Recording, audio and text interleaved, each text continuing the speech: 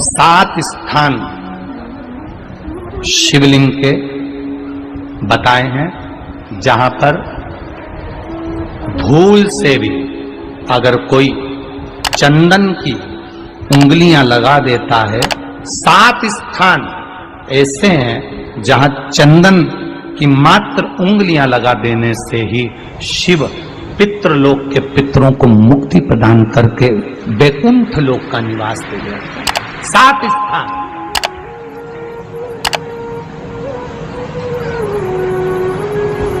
और वो 7 स्थान जो चंदन के बताए गए हैं, पहला भगवान देवाधिदेव महादेव के शिवलिंग पर चंदन का लेपन।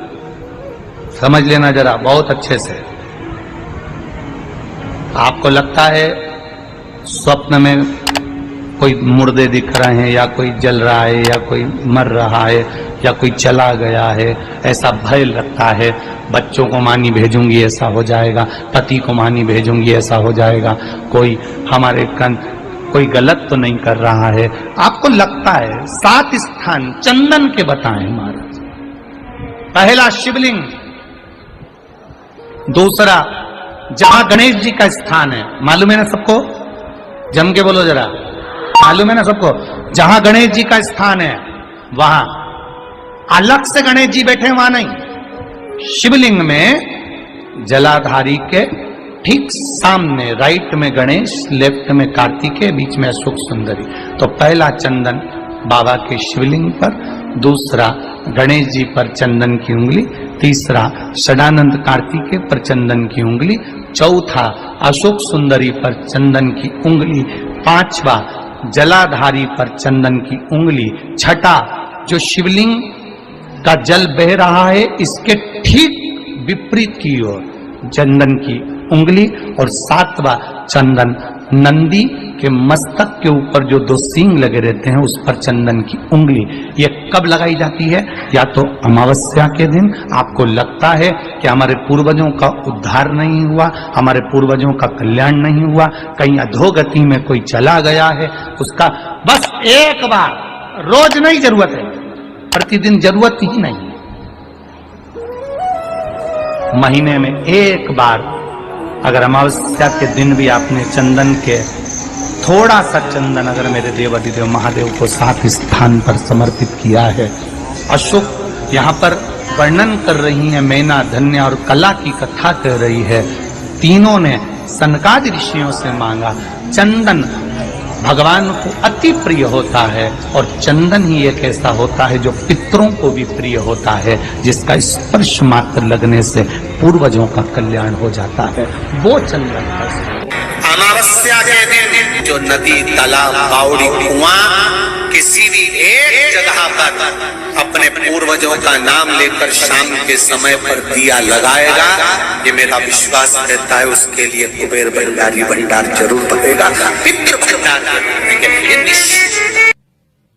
अमावस्या, तुलसी की लकड़ी पानी में घुमाकर, लकड़ी नहीं हो तो माला तो होगी ही, जल में भ्रमण कराकर, जल में घुमाकर, तुलसी की लकड़ी को जल में डालकर स्नान जो करता है, मात्र घुमाना है, लकड़ी डालकर नहीं रखना है, घुमाकर अपने पूजन वाले स्थान पर रखना, या पानी में पहले से घुमा लो, उस पानी को ले जाकर डाल दो। अमावस्या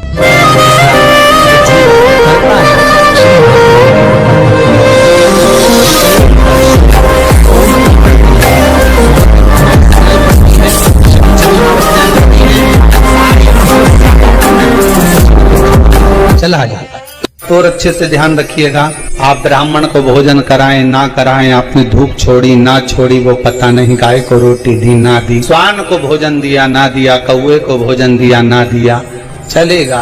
पर अमावस्या के दिन, उस दिन प्रदोष काल में, प्रदोष के समय पर, शाम के समय पर जाकर किसी भी नदी, तालाब, बावड़ी, कुआं, कहीं ना कहीं जो आपके पास में हो, वहां पर एक घी का दिया, बत्ती का मुंह दक्षिण की ओर कर अवश्य जला कर जाना, सारे पितृ दोष समाप्त हो जाएगा। से निवेदन है, माताओं से निवेदन है, मान लो आपको कोई ब्राह्मण देवता ने कहा कि आपके यहाँ पितृ दोष है, तो आपको घबराना नहीं है कि महाराज जी मुझे क्या करना पड़ेगा, पितृ दोष है, एक चावल का दाना घर में से लीजिए, हथेली पर रखिए, पानी का जो मटका होता है, हंडा होता है, पानी का जो मटका है, हंडा है, जहां पर रसोई घर में तुम पानी रखते हो, उस हंडे के पास में, मटके के पास में उस चावल के दाने को लेकर जाइए, अपने पितरों का स्मरण कर स्वधा स्वधा स्वधा स्वधा स्वधा 5 बार बोलकर शंकर भगवान के शिवलिंग पर, तुम्हारे घर में शिवलिंग हो तो घर में, और अगर मंदिर में शिवलिंग हो तो मंदिर में, उस चावल के दाने को चढ़ा दीजिए। कैसा भी पितृदोष होगा समाप्त हो। श्री पार्वती जी की नानी जी का नाम क्या था? सुधा। क्या नाम था? जम के बोलो जरा। सुधा। और ये कोई साधारण सी नानी नहीं है पार्वती जी की, वरना ये नाम कोई साधारण सा।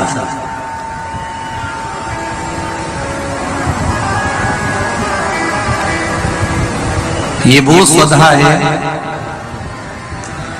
जो पितरों की धर्म पत्नी है, और पितरों की धर्म पत्नी है। अगर घर में, और तुम्हें लग रहा है कि मैं 1 रुपए कमा रहा हूं, 100 रुपए खर्चा हो रहा है, या फिर घर में क्लेश बना हुआ है, या घर में बीमारियां बढ़ी हुई है, तो एक काम करना प्रारंभ कर दो। शिव जी के मंदिर में एकादशी के दिन जब आप जल शंकर को चढ़ाने तो रोज ही जाते हैं, जब एकादशी का दिन रहे और शंकर जी के मंदिर में आप जल समर्पित करें, तो 3 बार मुख से स्वधा स्वधा स्वधा या स्वधा स्तोत्र का पाठ, जिसमें 12 श्लोक ब्रह्मवैवर्त पुराण के अंतर्गत प्रकृति खंड में ब्रह्मा जी द्वारा स्वधा स्तोत्र के पाठ का महत्व बताया। कोई कहे कि सियोर वाले महाराज ने ये स्वधा स्वधा स्वधा मंत्र कहां से दिया, तो आप उसको बता देना। ब्रह्मवैवर्त पुराण के प्रकृति खंड में से ब्रह्मा जी ने इस स्वधा स्तोत्र पाठ को प्रकट करा और स्वधा के मूल मंत्र का स्मरण कराया। इसमें 12 श्लोक हैं स्वधा स्तोत्र में। अगर स्वधा स्तोत्र नहीं पढ़ सकते तो 3 बार मुख से क्या बोलना है? जम के बोलो जरा। स्वधा स्वधा स्वधा।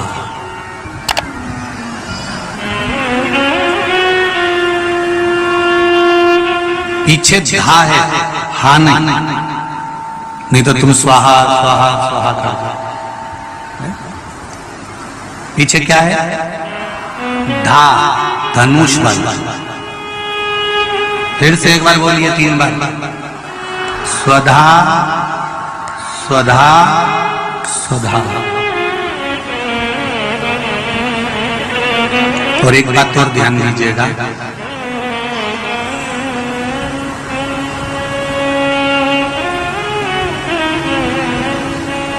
यदि कोई बुद्धि से विकलांग विवेक काम नहीं कर रहा,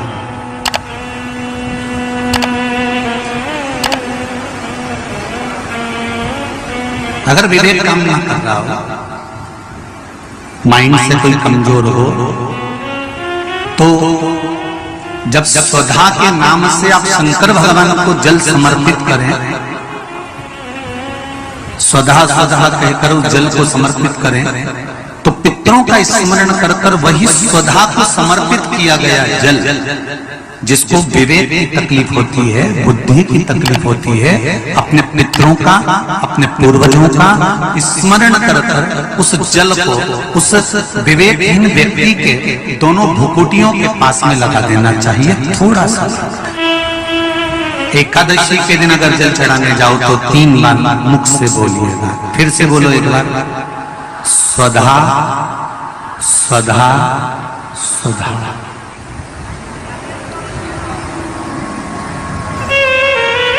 क्या पितृदोष हो, ज्यादा तकलीफ चल रही हो, बहुत ज्यादा कष्ट में हो, तो शिव मंदिर में बैठकर या घर के मटका परिंदा या पूजन वाली जगह पर बैठकर 12 श्लोक का सुधा स्तोत्र का पाठ भी कर सकते हो। ये पार्वती जी की नानी जी सुधा,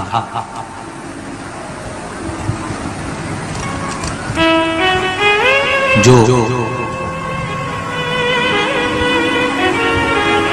भगवान शिव का अभिषेक करना, पूजन करना, अर्चना करना, मंत्र जाप करना, स्मरण करना, नित्य प्रति शिव पूजन में डूबी रहना, इनका एक ही काम था। थी पितरों की पत्नी,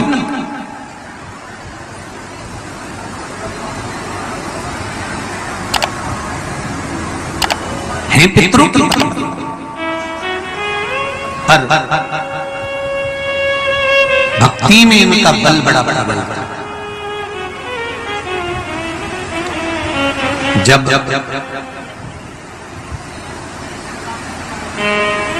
मीनावती के गर्भ से गंगा मैया का जब प्रागट्य हुआ था और प्रागट्य होने के बाद में संतान आगे नहीं हुई, तब माता मीनावती ने सुधा माता से पूछा था कि माँ मेरे गर्भ से और संतान नहीं हो रही। तब सुधा ने उनको शिव आराधना का भाव बताया था। तब मीनावती के गर्भ से पुत्र हुआ था जिसका नाम मेनाक पर्वत हुआ था।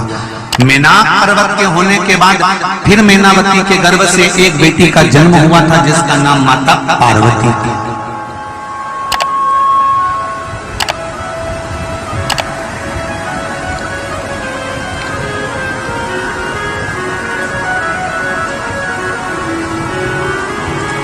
तब उनका नाम माता पार्वती। और माता पार्वती की तब साधना का बल इतना प्रबल था, इतना बल प्रबल था। माता पार्वती जी ने अपनी नानी से जो सीखा था, सुधा माता से जो सीखा था, शिव आराधना का जो भाव माता पार्वती सीख कर बैठी थी, वो माता पार्वती जी ने शंकर की इतनी आराधना करी, इतनी आराधना करी कि देवादिदेव महादेव के साथ में माता पार्वती जी का मंगल विवाह हुआ। ये सुधा से सीखा था। हमारे घर के बच्चों को कोई दूसरा सिखाने वाला नहीं मिलेगा। हमारे घर के बच्चों को हमें सिखाना पड़ेगा। सारी दुनिया की गतिविधि तुम्हारे बच्चों को दुनिया सिखा देगी, पर हमारे कुल का, हमारे घर का, हमारे सनातन धर्म का संस्कार हमारे बच्चों को कोई दूसरा नहीं सिखाएगा। सिखाना घर के माता पिता को पड़ेगा, कोई दूसरा नहीं सिखाने वाला। आपके बच्चे को मोबाइल चलाना किसने सिखाया? तुमने सिखाया क्या? अरे जम के तो बोलो रे जी। आप अपने बच्चों को कभी मोबाइल चलाना नहीं सिखाओगे, फिर भी बच्चा मोबाइल चलाना सीख जाएगा। जितना तो तुमको नहीं आता उससे जोरदार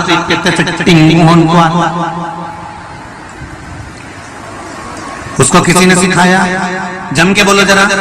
नहीं, अपने आप सीख गया। क्योंकि आज की जो जनरेशन है, आज के जो बच्चे हैं, इनको कुछ सिखाने की जरूरत नहीं होती। आज के बच्चे अपने आप टीवी देख देख के, जो माताएं दिन भर डॉक्टर पे देता बेड रेस्ट करो, और बेड रेस्ट मतलब पलंग पे पड़ी रहो, दिन भर नाटक देखती रहो, तो नाटक देखते देखते देखते देखते देखते देखते वो अंदर से जो देख रहा। श्री शिवानमस्तुभ्यम, हर हर महादेव। दोस्तों, जैसे कि गुरुजी ने अमावस्या के दिन का उपाय बताया है, इतने उपाय में से जो भी उपाय आपको सरल लगे, करने में जो भी आपको सही लगे, उस उपाय को आप लोग जरूर करिएगा। जितने भी पितृ दोष आपके घर में होंगे सब समाप्त हो जाएगा, पितरों को शांति मिलेगी। अमावस्या का दिन जो होता है ये पितरों का होता है। तो जैसे जैसे गुरुजी ने चावल का उपाय बताया, 7 चंदन का उपाय बताया, और जैसे गुरुजी ने और जो सारे उपाय बताए, इन सब उपायों को आप ध्यान से सुनिएगा, और जो समझ में आए, आपको सरल लगे, उस उपाय को आप अपने पितरों के लिए जरूर करें, जिससे कि आपके घर में शांति बनी रहे, सुख संपद धन संपदा बनी रहे। श्री शिवानमस्तुभ्यम। दोस्तों, मिलते हैं नेक्स्ट वीडियो में नए उपाय के साथ। तब तक के लिए हर हर महादेव। अगर आपको श्री महापुराण से जुड़ी जानकारी आपको चाहिए, या आपको जो भी उपाय करना है, आप हमारे चैनल को सब्सक्राइब करें, जिससे कि जो भी हम वीडियो या उपाय डालें आप तक जल्दी से पहुंच सके और उपाय को आप कर सकें। अब वीडियो को ज्यादा हनुमान जी महाराज को 3 तरह की माला समर्पित होती है। एक आंकड़े के पत्ते की, दूसरी बेलपत्र के पत्ते की, तीसरी पीपल के पत्ते की। ये 3 तरह की माला जब हनुमान जी महाराज को समर्पित होती है। आंकड़े की माला महाराज एक अवतार श्री हनुमान जी महाराज है। हनुमान जी महाराज को 3 तरह की माला समर्पित होती है। एक आंकड़े के पत्ते की, दूसरी बेलपत्र के पत्ते की, तीसरी पीपल के पत्ते की। ये 3 तरह की माला जब हनुमान जी महाराज को समर्पित होती है। आंकड़े की माला महाराज, आंकड़े के पत्ते की जो माला होती है, ये माला कार्य की सिद्धि के लिए होती है। इसमें एक एक आंकड़े के पत्ते पर सीताराम लिखा जाता है। मात्र एक पत्ता ऐसा होता है जिस पत्ते पर सीताराम नहीं लिखा जाता। 108 पत्ते में से एक पत्ता, बस उस पत्ते को हथेली में रखकर उल्टा हाथ आपको रखना है और अपनी कामना कर कर उस पत्ते को बांध देना है। ये जरूरी नहीं है कि 25 के बाद बांधो, 50 के बाद बांधो या 100 के बाद बांधो, आपकी मर्जी पड़े। उस खाली पत्ते को कहीं पर भी बांध दीजिए और उस माला को अपनी कामना कर कर श्री हनुमान जी महाराज को समर्पित कर दीजिए। माला जब हनुमान जी को चढ़ जाए तब एक घी का और एक तेल का दिया हनुमान जी के सम्मुख में लंबी बाती का लगा देना है महाराज। एक घी का, एक तेल, और अपनी कामना कर कर आप आ जाइए। आपकी वो कामना 2.5 महीना या 3 महीना, इससे ज्यादा नहीं जाएगा, वो कामना बाबा पूरी करेगा। क्योंकि शिव और हनुमान ये सब एक ही स्वरूप है। अगर व्यक्ति के जीवन में बहुत भारी रोग हो गया है, बहुत ज्यादा कष्ट हो गया है, कैंसर जैसी बीमारी भी अगर उसको घेर ली है और किडनी लीवर सब बेकार हो गया, तो निवेदन है पीपल के पत्ते की माला बनवाओ 108 पत्ते की, और हनुमान चालीसा का हर पत्ते पर स्मरण करिए महाराज। आप हनुमान चालीसा पढ़ते जाओ, माला में गांठ लगाते जाइए, और वो माला जो व्यक्ति कैंसर से पीड़ित है हाथ का स्पर्श कराइए और शंकर को चढ़ाइए। केवल अष्टमी तिथि के दिन ये माला समर्पित होना चाहिए, शुक्ल पक्ष की अष्टमी के दिन। आप 2 या 3 अष्टमी को कर कर देखिए, अपने आप दवाई लगना प्रारंभ होगी। कैंसर जैसा रोग भी धीरे धीरे समाप्ति पर आएगा महाराज। पर करना शुक्ल पक्ष की अष्टमी को ही महाराज।